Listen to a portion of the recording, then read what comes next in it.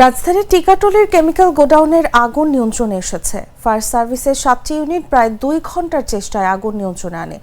বুধবার সকাল 7:25 ফায়ার সার্ভিসের ডিউটি অফিসার মোহাম্মদ শাহজাহান হোসেন আগুন নিয়ন্ত্রণের বিষয়টি নিশ্চিত করেন। এর আগে ফায়ার সার্ভিস ভোর 5টার দিকে ওই গোডাউনে আগুন লাগার খবর পান। সঙ্গে সঙ্গে তারা তাদের ইউনিট পাঠান সেখানে।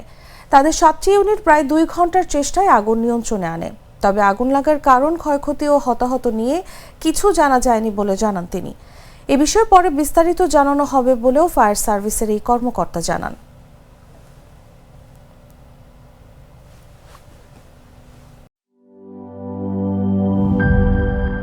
বান্ডেল থাকলে প্রতি সেনমানিতে টাকা বাঁচবে।